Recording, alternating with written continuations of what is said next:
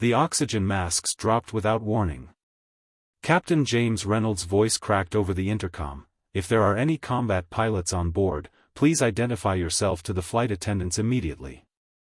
But in Seat 8A, Mark Donovan, single father of two, former Air Force pilot with 3 tours in Afghanistan, remained asleep, exhausted from working double shifts all week to afford this trip to see his children. If you're moved by stories of ordinary heroes facing extraordinary circumstances, hit that like button and subscribe to our channel for more incredible true stories that remind us of the unexpected courage hiding in plain sight among us. Mark Donovan hadn't meant to fall asleep. He'd promised himself he would stay awake for the entire flight, using the time to organize the photos on his phone, pictures of Emma and Liam that their mother had sent over the past 3 months. 3 months since he'd last held his children. 3 months of FaceTime calls that always ended too soon, with Emma asking when he was coming home and Liam trying not to cry.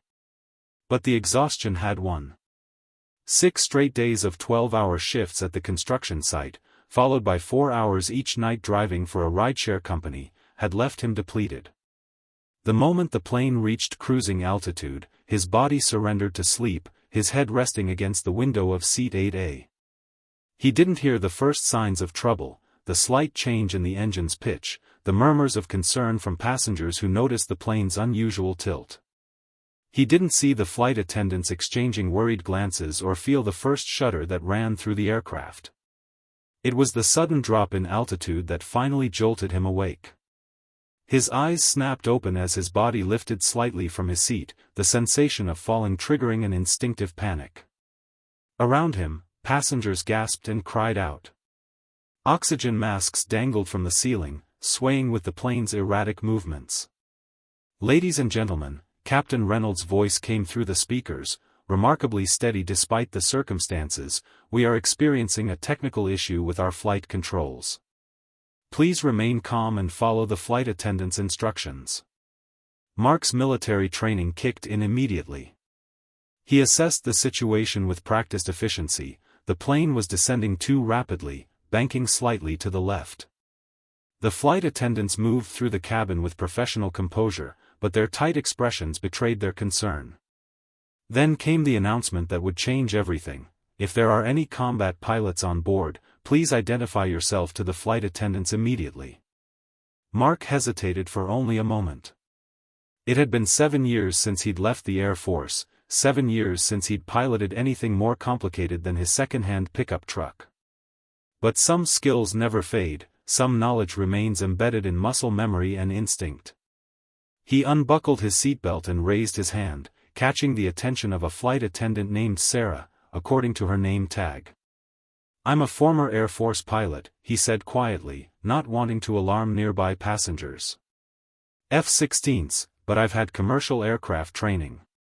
Relief washed over Sarah's face. "Please come with me," she said, leading him toward the cockpit. As they moved forward, Mark caught fragments of frightened conversations, saw a young mother clutching her baby, an elderly couple holding hands so tightly their knuckles were white. He thought of Emma and Liam waiting for him at his ex-wife's house in Denver, excited for their week together, the first extended visit since the divorce was finalized. "I promised I'd be there," he thought. "I can't break another promise." The cockpit door opened to reveal a scene of controlled chaos. Captain Reynolds was wrestling with the controls, his co-pilot frantically working through emergency procedures. Both men were sweating profusely despite the cool air. Mark Donovan, Air Force, F-16 combat pilot, Mark introduced himself, his voice automatically adopting the clipped, professional tone he'd used during missions. Captain Reynolds nodded without taking his eyes off the instruments. "We've lost primary hydraulics and the backup system is failing. Manual controls are sluggish at best. We need to attempt an emergency landing, but I'm having trouble maintaining altitude and heading simultaneously." Mark quickly assessed the situation. The aircraft was a Boeing 737, different from his military jets but not entirely unfamiliar. "I can take over altitude control if you focus on our heading," he offered. For the next 20 minutes, the 3 men worked in near-perfect synchronization, communicating in terse phrases as they fought to keep the aircraft stable. Mark's combat experience proved invaluable. He was accustomed to making split-second decisions under extreme pressure, to functioning despite fear. Below them, an airport in rural Nebraska had cleared a runway and emergency services were standing by. They would have one chance to land safely. No room for error. 5,000 feet, the co-pilot announced. Runway in sight. Gear down, Captain Reynolds ordered, then added, if it responds. The landing gear deployed, but the indicator for the front wheel remained red. Possible nose gear failure, the co-pilot reported. Mark thought of the passengers behind them, over 100 lives depending on their skill and luck. He thought of Emma's gap-toothed smile and Liam's serious eyes. We'll need to balance on the main gear as long as possible, he said. Keep the nose up until we've slowed significantly. Captain Reynolds nodded.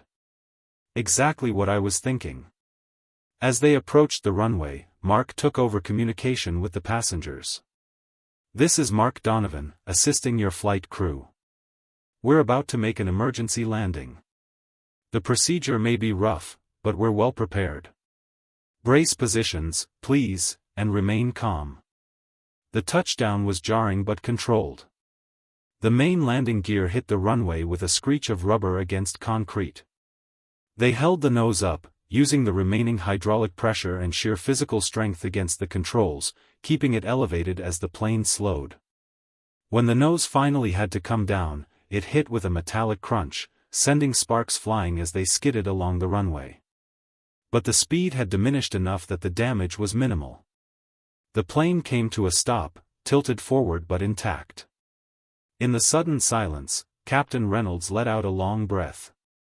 Textbook emergency landing, considering the circumstances, he said, turning to Mark with newfound respect. You just saved a lot of lives, including mine. The evacuation was orderly, the passengers sliding down emergency chutes into the cold Nebraska morning. Mark helped until everyone was safely off the plane, including an elderly woman who needed to be carried and a frightened child separated from his parents in the confusion. Hours later, as the passengers were processed in a makeshift crisis center in the airport terminal, Mark sat alone, the adrenaline finally wearing off, leaving him shaky and exhausted. His phone had been in his carry-on, which was still on the plane. He had no way to contact his ex-wife, to explain why he wouldn't be arriving in Denver as scheduled. Mr. Donovan? He looked up to see Sarah, the flight attendant who had first brought him to the cockpit. Captain Reynolds told the airline what you did, she said. They're arranging a private flight to take you to Denver as soon as possible. And? She hesitated, then smiled. There are some people who want to thank you. She stepped aside, revealing a group of passengers from the flight. The young mother with her baby. The elderly couple. A businessman in a rumpled suit. A college student with tears in her eyes. One by one, they approached him, offering handshakes, hugs, tearful thanks. The elderly man pressed something into Mark's hand, a business card. I own a charter flight company, he said. We need pilots with your kind of experience and cool head. Call me when you're ready for a change. The young mother simply hugged him, her baby nestled between them. My daughter will grow up because of you, she whispered. By the time Mark boarded the small jet to Denver, news of the emergency landing had spread. His phone, retrieved from the plane, was flooded with messages, from his ex-wife, expressing relief and a new respect, from old Air Force buddies who had seen his name in early reports, from Emma and Liam, sending voice messages filled with excitement and pride. Daddy, they said you're a hero on TV. Emma's voice declared. Did you really save the whole plane, Dad? Liam asked, his usual reserve replaced by awe. As the jet took off, Mark looked out the window at the damaged 737 still sitting on the runway, emergency vehicles surrounding it like concerned caretakers. He thought about how close he'd come to missing this trip entirely, working those extra shifts to afford the ticket. How close he'd come to never seeing his children again. Sometimes life's most important moments find us when we least expect them, he realized. Sometimes our past, even the parts we think we've left behind, prepares us for challenges we never anticipated. When he finally arrived at his ex-wife's house in Denver, Emma and Liam burst through the door before he could even ring the bell. They threw themselves into his arms with such force that he staggered backward, laughing despite his exhaustion. "My hero, Dad!" Emma shouted, her arms tight around his neck. Liam, trying to maintain his 11-year-old dignity but failing, whispered, "I knew you were cool, Dad, but not this cool." His ex-wife, Jennifer, stood in the doorway, her expression complex: relief, gratitude, and something else, something that looked almost like regret. "The kids have been impossible since they heard," she said with a small smile. "You're all they've talked about."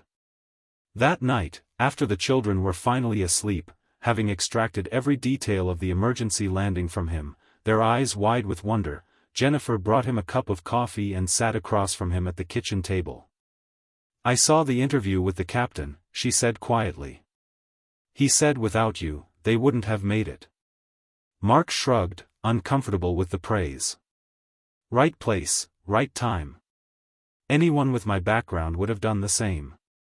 But it wasn't anyone. It was you." She hesitated, then added, "I've been thinking, maybe we've been too rigid about the custody arrangement. The kids miss you terribly when you're not here." The conversation that followed was the most honest they'd had in years. By morning, they had sketched out a new arrangement. Mark would look into the job offer from the charter company, which would allow him to be based in Denver. He would have the children every weekend, plus one full week each month. "It's not perfect," Jennifer acknowledged. "But it's better." "Better is good," Mark agreed. "Better is a start." 6 months later, Mark stood in the cockpit of a sleek private jet, running through his pre-flight checklist. His uniform was crisp, his captain's stripe still new enough to make him feel a flutter of pride when he caught sight of them. In the passenger cabin, Emma and Liam were buckled into their seats, excited for their first flight with their father at the controls. It was a special trip. The charter company had approved his request to take his children along on a simple delivery flight to return the jet to its home base after maintenance. "Ready for takeoff, co-pilot," he called back to Liam, who beamed at the title. "Ready, Captain Dad."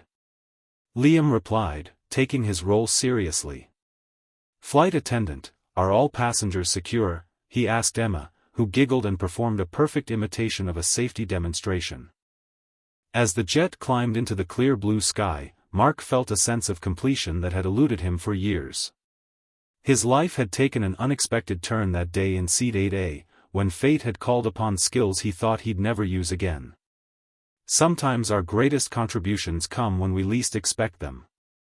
Sometimes our past experiences, even those we think we've outgrown, prepare us for moments that define us. And sometimes, the things that seem to be taking us away from our loved ones are actually bringing us back to them in ways we never could have imagined. Mark glanced back at his children, their faces pressed to the windows in wonder, and smiled.